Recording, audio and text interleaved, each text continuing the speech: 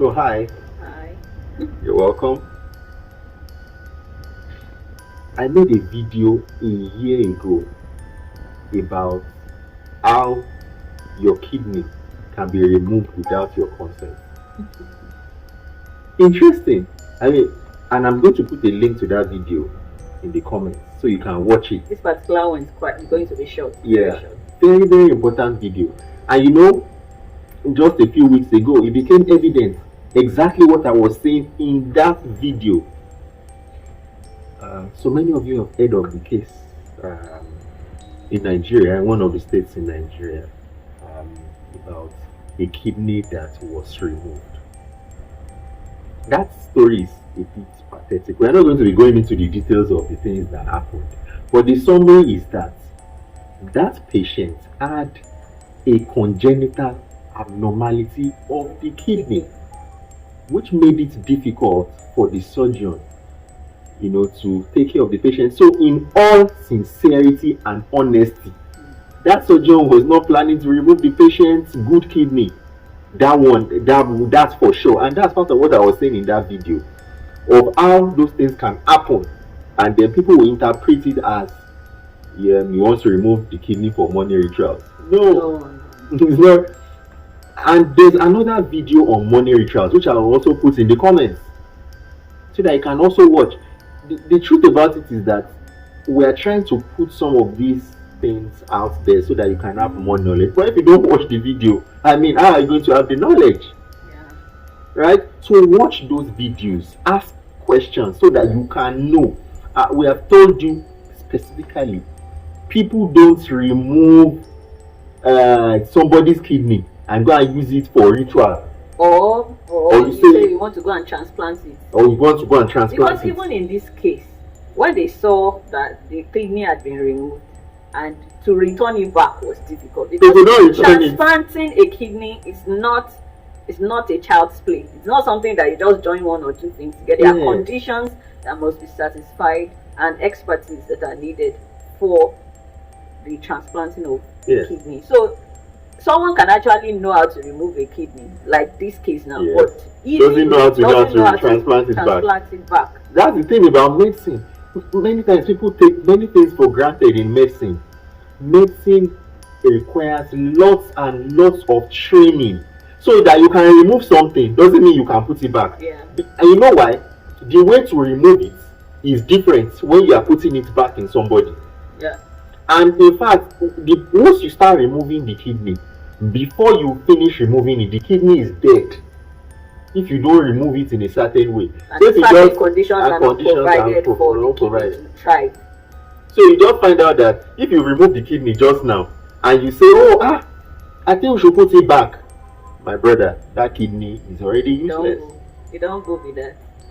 I really feel for that surgeon because they said he's one of the finest surgeons, and all that. But what baffles me is that why were the investigations why were they misled by those investigations? Yes, that's another thing we now need to understand. When you do some of those investigations, especially scintigraphy for the kidney, it just shows you, it doesn't show an outline of the kidney itself. Okay. What it does, spots. Yes, it shows you the function. You see, when it just shows you that, this kidney is excreting this thing at this point, it's excreting it at this point. So not that to give you the shape or that the type. Yeah, it may not show you the shape.